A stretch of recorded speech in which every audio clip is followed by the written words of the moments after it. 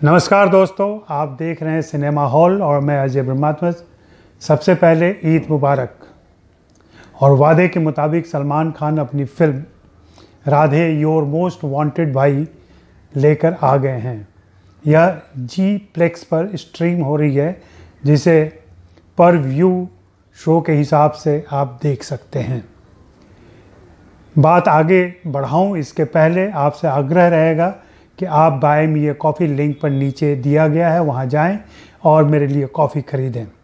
बहुत बेसब्री से इस फिल्म का इंतज़ार था, क्योंकि सलमान खान ने प्रॉमिस किया था कि वे ईद पर आएंगे इस बार, और वे आए।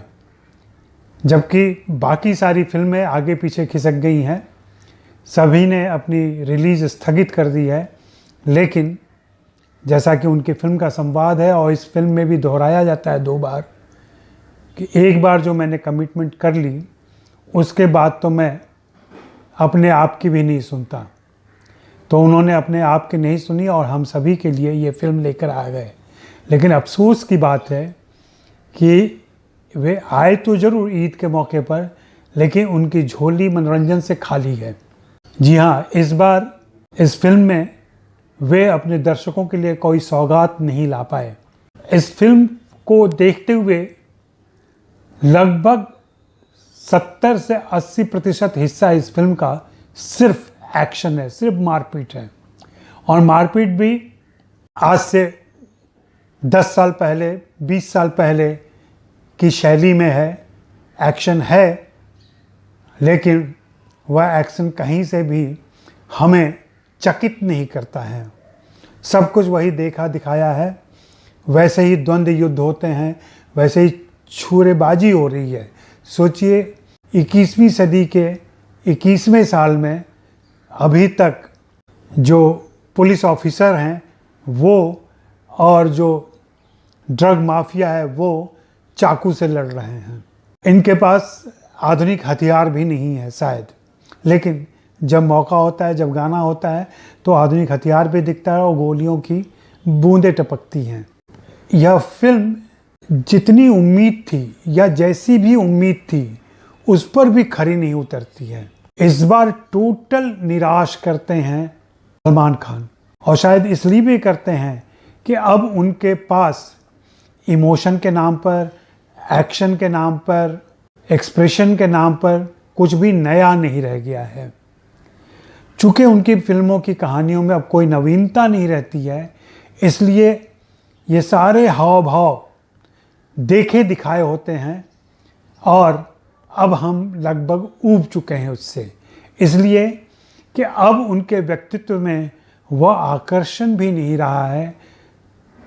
इसी फिल्म में कई एक क्लोजअप सीन में जब हम देखते हैं, जब उनका हाथ दिखाया जा रहा है, जब उनका चेहरा दिखाया जा रहा है, तो उम्र वहाँ से टपक रही है। लेकिन फिल्म करनी है और एक सामने में जवान अभिनेत्री होनी चाहिए, यंग अभिनेत्री हो चाहिए, तो दिशा पटनी को ले लिया गया है। उनके साथ जो 70% एक्शन के बाद जो सीन बचे हैं उसमें से 10% गाने में चला गया है। और फिर ऐसी बचकानी हीरोइन लेने का क्या तुक था, जिसका लगता है कॉमन सेंस भी काम नहीं करता है। हमेशा एक 12-14 साल की बच्ची की तरह वो बिहेव करती है। कुल मिला के प्रभु देवा की ये प्रमाइश, प्रभु देवा ने जिस तरीके से ताना बाना खड़ा किया है, वही बेतुका और बेढंगा लगता है। ऊपर से एक उम्दा अभिनेता रणदीप हुड्डा को लिया गया, तो उनका भी बेजा इस्तेमाल हुआ है। वो सिर्फ एक लेदर ओवरकोट पहन के आते जाते दिखाई पड़ते हैं। जितना लंबा उनका ओवरकोट है उससे लंबे उनके बाल हैं, और वे बालों की चोटी बनाने में, बालों को स्थिर करने में ही आधा समय उनका जाता है। कहानी के नाम पर राधे एक ऐसा पुलिस ऑफिसर है जिसने अभी तक 90 से अधिक इनकाउंटर किए हैं। वह कानून की किताबों से नहीं चलता है, इसलिए 23 बार उसका ट्रांसफ़र भी हो चुका है, उसका सस्पेंशन तक हो चुका है। लेकिन जब मुंबई में फिर से ड्रग माफिया एक्टिव होता है तो उसको वापस बुलाया जाता है और वह इस मिशन में फाइनली सफल होता है, लेकिन बड़े ही मनमर्जी से। और मनमर्जी ये है कि वो कहीं से कुछ भी कर सकता है, उसके एक्शन के बीच में कोई तारतम्य नज़र आए यह भी ज़रूरी नहीं है। मुझे यह फिल्म समहाउ बहुत ही रूढ़िवादी फिल्म लगी है। देखने में ऐसा लगता है, अपेरेंटली ये दिखाया गया है कि वह ड्रग माफिया को ख़त्म करता है, लेकिन गैर कानूनी तरीके से, कानून के दायरे में न रहते हुए, और फिर इन गैर कानूनी हरकतों को रोकना, उस पर काबू पाना, ये हमारी फिल्में लगातार करती रही हैं। एक समय में इनका आकर्षण था, लेकिन अब ये सारी चीज़ें बोर करती हैं। इस फिल्म को लेकर के यह तामझाम फैलाया गया था कि योर मोस्ट वांटेड भाई, और भाई अपने आवास का मुख्य द्वार भी दिखाने से नहीं हिचकते हैं। गैलेक्सी अपार्टमेंट हम यहाँ देखते हैं, उसका पता देखते हैं। ऐसा क्या लोभ हो जाता है, इतना आत्ममुग्ध एक कलाकार कैसे हो सकता है।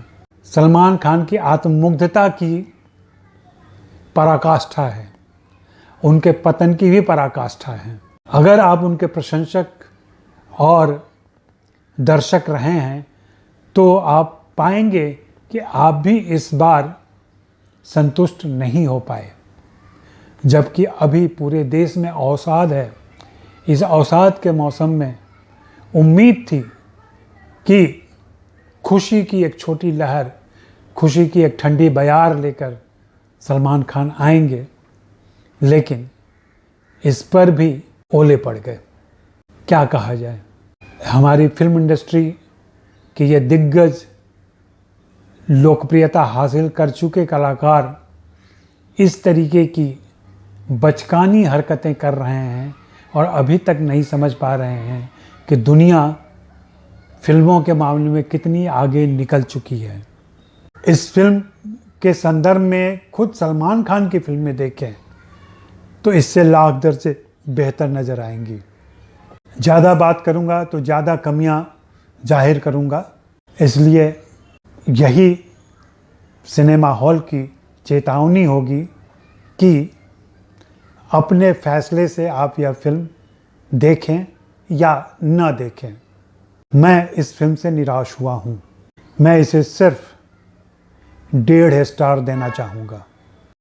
जी हाँ, अगर आपको मेरी बात सही लग रही है और वाजिब लग रही है तो ज़रूर buy me a coffee link पर जाएं और मेरे लिए कॉफ़ी ख़रीदें, मेरे साथ बने। शुक्रिया, मेहरबानी, धन्यवाद।